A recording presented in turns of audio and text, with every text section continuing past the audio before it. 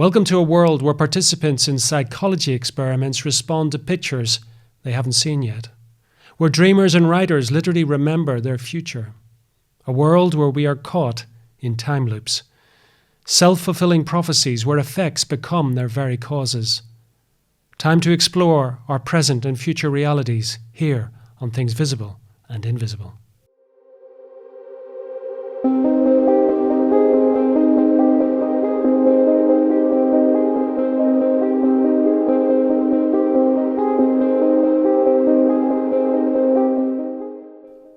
Eric, the last time we spoke, you gave a very interesting potted history, I guess, of the whole business of precognition. We were talking about the 1930s and the whole ideas of ESP, etc., started to enter into the scientific realm, moving away from, shall we say, more esoteric interests. Just bring us up to speed as to what happened in the rest of the 20th century around this subject. Sure. Well, for a few decades, J.B. Rhine and his wife Louisa Rhine at Duke University did very, very large studies. Their idea was to really make this a science by creating simple, repeatable experiments, having large numbers of participants, so you get so you can get statistical significance and so on, and then applying the kind of statistical, procedures that you would expect in any rigorous psychology experiment. In fact, they were pioneers in some of the methodological rigor that mainstream scientific psychology now sort of adopts. People don't realize this history, but in fact, in the efforts to be careful and be scientific and be rigorous, parapsychologists really kind of helped advance the mainstream field of psychology forward in terms of its legitimacy. So there was their lab, but then in the 1960s, there was a very great interest based partly on rumor that the Soviet Union was doing ESP research and applying it in espionage and in the military. And this sort of scared American intelligence people and military people. And they thought, well, we need to look into this. We don't know if there's something here, but we need to fund somebody to look into whether there's something real about this stuff. And if so, is it a threat? And is it something we can develop ourselves? So the CIA funded a small laboratory at Stanford Research Institute in Menlo Park, I believe, in the early 1970s. And there, the director of that lab, Hal Puthoff, who is actually still very prominent now, more in the UFO topic than in the ESP topic, but he had a lab with Russell Targ working with some psychics to test what they were originally calling remote viewing, which is a type of what used to be called clairvoyance. And that's kind of seeing things that are at a distance or hidden. They weren't studying precognition initially, but they were studying the ability of psychics to get information about something happening, either across town that they were unaware of or around the world. And they got very, very interesting, successful results in these kinds of experiments. And they also noticed that sometimes their psychics were able to tell things that were happening in the future.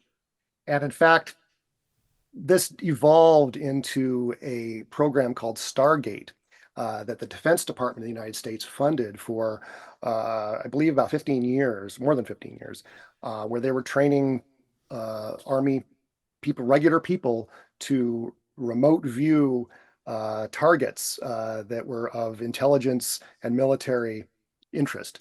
And it was all reports say that it was a very successful program. It was eventually shuttered and declassified in the mid-90s, and people think that it just continued under a different name. There was a lot of opposition, obviously, to such a thing because people thought that it was demonic. A lot of people in the military had fundamentalist Christian backgrounds and thought that this was demonic somehow. But uh, all through this period, uh, they were gathering really interesting evidence for the existence of psychic ability, psychic functioning, however it works. Again, they couldn't figure out how it worked. Uh, and also other labs during this time were conducting this kind of research. Princeton Engineering Anomalies Research Laboratory was doing their own remote viewing research, and they were also doing precognitive remote viewing research, where they would have people try to describe targets that hadn't been chosen yet, but randomly targets that would be randomly chosen, tomorrow or next week or whatever, and describe them. And they got very, very significant results in these experiments, a large number of experiments that reached like astronomical significance in terms of the success of psychics to describe a future target. And then in the 90s, a very interesting thing happened. An engineer named Dean Radin uh, started doing experiments where he would connect people to things that would measure their skin conductance and heart rate and various autonomic functions, and present them with stimuli.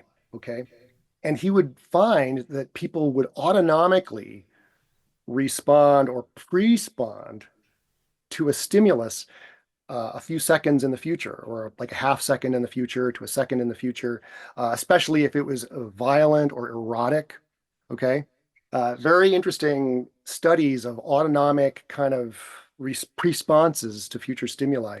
And then, as part of this kind of body of research on what's called presentiment, a researcher at Cornell University named Daryl Bem did a large series of studies in the 2000s, in the first decade of the 2000s, where he had students, well, basically he would flip stimulus and response, the sequence of stimulus and response in some famous psychological paradigms, like priming tasks and word recall tasks and things like that. And his most famous experiment was he had students sit in front of a computer and use a mouse to pick which curtain on a screen would have a picture behind it. Okay. Now, they should be accurate 50% of the time with that task. Well, it turned out they were accurate more than 50% of the time when the picture revealed was erotic. Okay. Something sexy. All right. And then he also did another series of experiments about word recall. Like in a typical memory task, you would show participants a list of words, and then you would have them engage in some task where they were presented with certain of those words again, and then you'd test them, and you'd expect that the words that they were sort of shown a second time, they would somehow remember better. Well, what what Daryl Bem did, was he would show the students a word list, test them on the words, and then have them engage in a task where they were reminded of certain of those words on the list. And lo and behold, on the test, they did better on the words that they were shown later. So he did a large series of experiments and published them in 2011, called the Feeling the Future studies. And these have since been replicated by many, many labs. Again, if you go on Wikipedia and read about Daryl Bem, you'll see all these skeptics piling on and saying this is nonsense and that and so on. But that this is real. This is a real thing. It's a real thing, whatever it means. Yeah, in fact, it was that study that kind of got me into studying precognition myself. Right. Just going back to the intelligence community's interest in this. Was there any of this around when the MK Ultra program was operational? Yeah, I mean, there are a lot of people think that the SRI research may have been an offshoot of the MK Ultra program. We really don't know. I mean, no, there's so little is known about the MK Ultra program that we don't know. But it would make sense. It would make sense. I mean, they were interested in all aspects of human psychology and aspects of human psychology that could be weaponized. And certainly that, ESP would fall in that category, even if it wasn't exactly the kinds of Manchurian candidate type stuff that we associate with MK Ultra. Nevertheless, there is a belief that it was part of that. And you also referred to obviously the fear that in the Cold War that the Soviets or the Eastern Bloc were developing this sort of thing. In your researches, have you come across anything which suggests that maybe the Soviets, the Chinese, were involved in these type of experiments as well? They absolutely were. The SRI researchers learned over time that, in fact, yes, their Soviet counterparts were indeed doing exactly the kinds of research they were doing. And there has been a lot of exchange of ideas between the two countries since then. Yeah, there's a good book has been written on this called ESP Wars East and West, I believe is the name. But anyway, yes, there were Russian, Soviet scientists doing exactly the same kinds of work that we were doing. Now, we spoke previously about a certain resistance amongst shall we say, this scientific academy to these ideas. But I mean, just the universities you've mentioned, Cornell, Princeton, Stanford. I mean, these are top universities. These are people at the top of their game doing scientific experiments around precognition.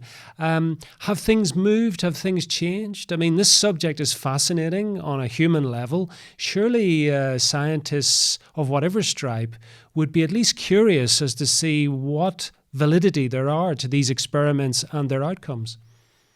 Yeah, you would think. And I asked Daryl Bem actually about this at one point, and he had an interesting observation. He said that, most, there are very few people who work on this stuff, first of all, and especially in universities. There are few people who actually study this stuff scientifically in universities.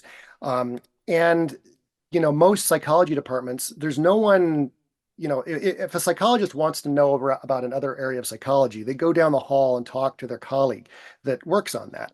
But most psychology departments don't have a person down the hall who has actually conducted parapsychology experiments and can tell them about the results and tell them about the field as a whole. And so there's just general ignorance across the field of psychology to this topic. And so all people fall back on is that Psych 101 textbook that they read, back in college that had a chapter on pseudoscience and, pictures of people doing ESP tests. And, they sort of associate it with pseudoscience, and nobody who's concerned about their career wants to touch that with a 10-foot pole. They don't want to be tainted by that. But Bem said that, his department at Cornell was very different because his colleagues, even if they didn't really, necessarily believe in ESP, they didn't ridicule it and they didn't think it was silly because they had a colleague, him, and they could go down the hall and ask him. And so they actually took it seriously, even if they weren't interested in it themselves. There wasn't the stigma that you would find in most places.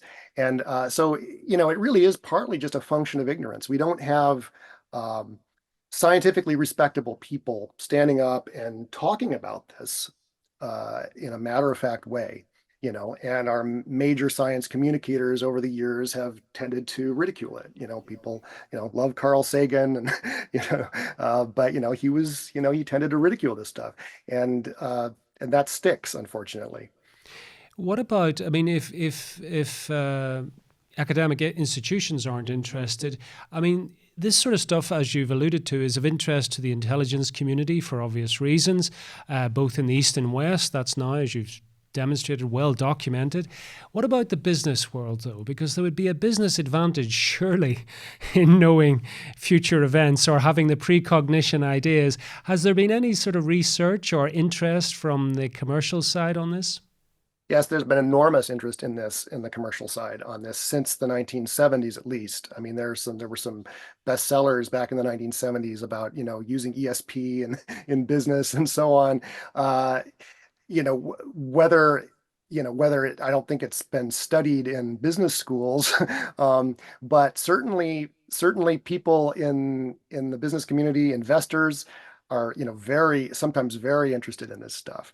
And there's that saying that um, that millionaires aren't interested in astrology, but billionaires are interested in astrology. Well, that's true of ESP. That's true of parapsychology as well.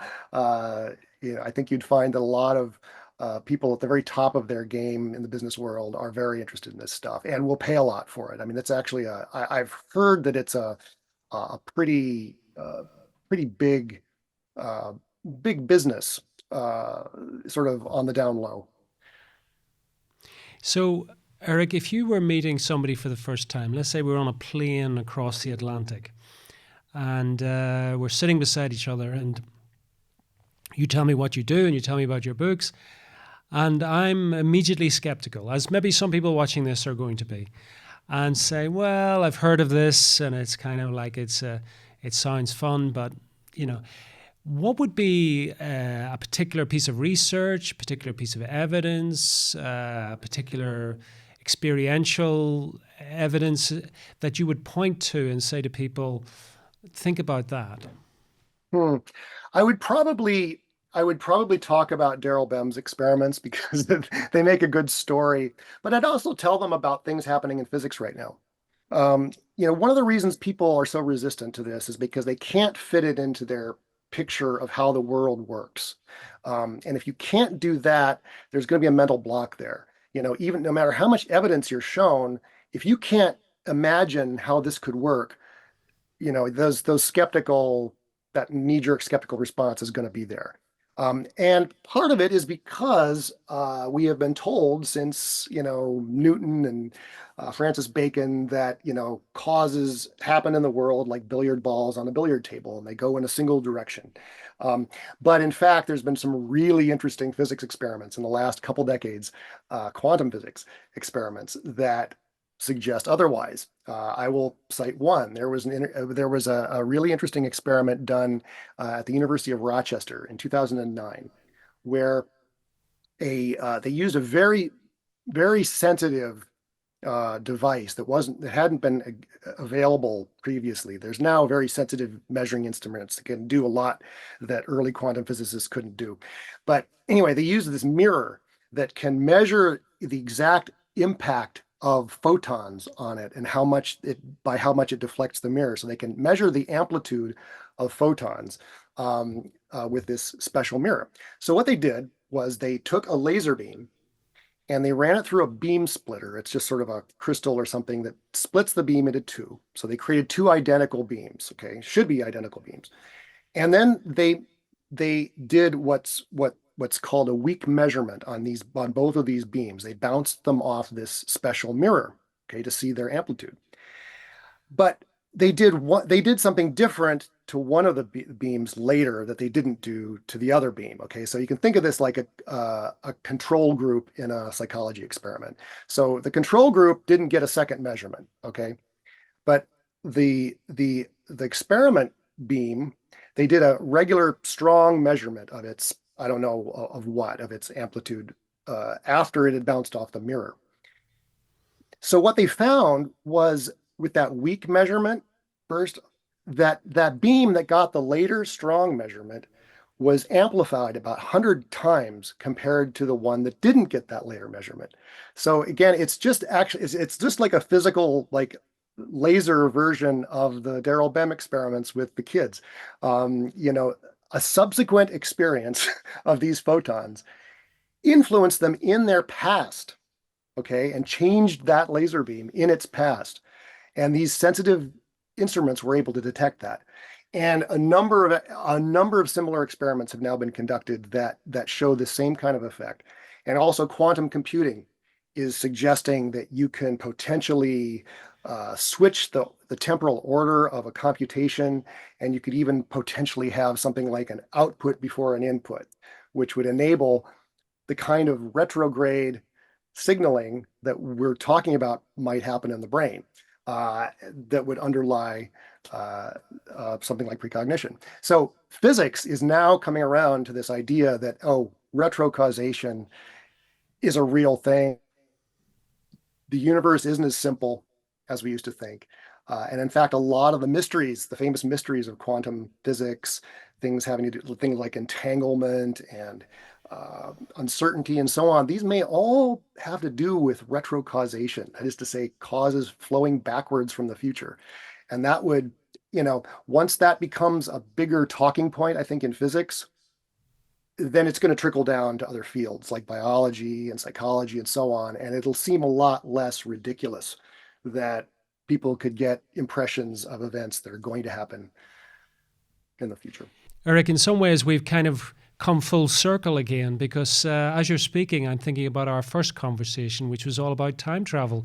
And really, this precognition, really underpinning it is that idea of fluidity around time, which was where we started on this. So we've had our own time loop, in a sense, you and I, in our discussions on this. Absolutely fascinating. However, our linear time has beaten us on this occasion. So if you wouldn't mind telling people where they can find out more about you and where they can pick up a copy of Time Loops.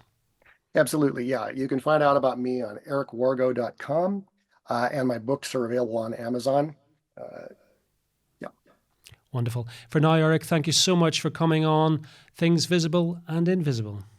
Thank you for joining us on another episode of Things Visible and Invisible. We're dedicated to uncovering phenomena that challenge our understanding of reality, from ancient enigmas and paranormal encounters to scientific anomalies and forgotten histories.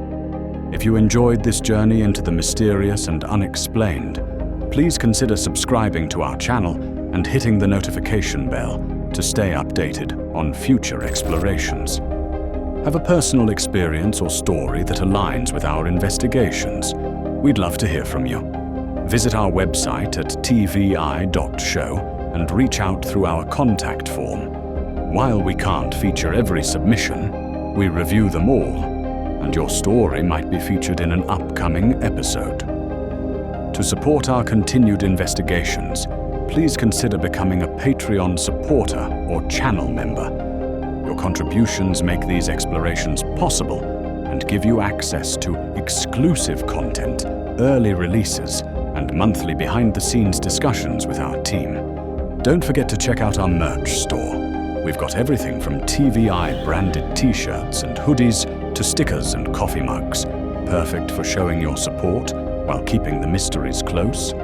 Thank you for watching, and we'll see you next time as we continue to explore the things visible and invisible.